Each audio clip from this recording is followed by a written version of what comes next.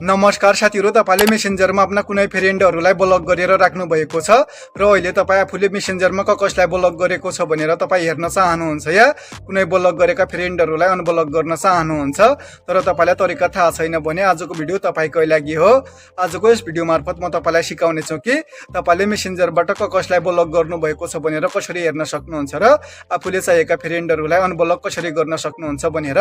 So भिडियोमा अगाडि बढ्नु भन्दा पहिले एउटा सानो रिक्वेस्ट छ साथीहरु, तपाई यो च्यानलमा नयाँ हुनुहुन्छ भने यो च्यानललाई सब्स्क्राइब गरी नजिकै रहेको घण्टीलाई पनि अलमा दबाएर राख्नु होला।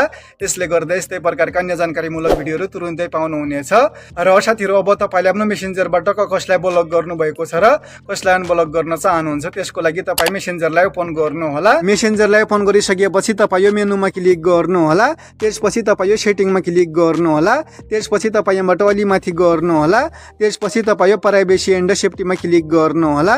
त्यसपछि तपाई यहाँबाट अलि माथि गर्नुहुन्छ भने तपाई यो साइडमा ब्लकेड एकाउन्टको अप्सन देख्न सक्नुहुन्छ, तपाई यसमा क्लिक गर्नु होला। त्यसपछि यहाँ तपाईले मेसेन्जरबाट कसलाई ब्लक गर्नु भएको थियो त्यो ब्लक गरेका सम्पूर्ण एकाउन्टहरु तपाई यहाँबाट देख्न सक्नुहुन्छ। र तपाईले आफ्नो मेसेन्जरबाट ब्लक गरेको आफ्नो फ्रेन्डको आइडीलाई अनब्लक गर्न चाहनुहुन्छ भने तपाई आफ्नो फ्रेन्डको आइडीमा क्लिक गर्नु होला।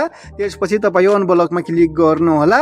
यति गरिसकेपछि तपाईले मेसेन्जरबाट ब्लक गर्नु भएको तपाईको फ्रेन्ड अनब्लक हुनेछ। तपाई यस्तो तरिकाले सजिलैसँगले आफ्नो मेसेन्जरमा रहेको ब्लक लिस्ट हेर्न सक्नुहुन्छ र आफूले चाहेका फ्रेन्डहरुलाई अनब्लक गर्न सक्नुहुन्छ। तपाई यस्तो तरिकाले सजिलैसँगले आफ्नो मेसेन्जरमा कसलाई ब्लक गर्नु भएको छ भनेर हेर्न सक्नुहुन्छ र आफूले चाहेका फ्रेन्डहरुलाई अनब्लक गर्न सक्नुहुन्छ। सो साथीहरु, आजको यो छोटो जानकारीमूलक भिडियो कस्तो लाग्यो? भिडियो मन परेमा लाइक कमेन्ट र यस्तै प्रकारका अन्य जानकारीमूलक भिडियो हेर्नको लागि यो च्यानललाई सब्स्क्राइब गरी नजिकै रहेको घण्टीलाई पनि अलमा दबाएर राख्नु होला। धन्यवाद।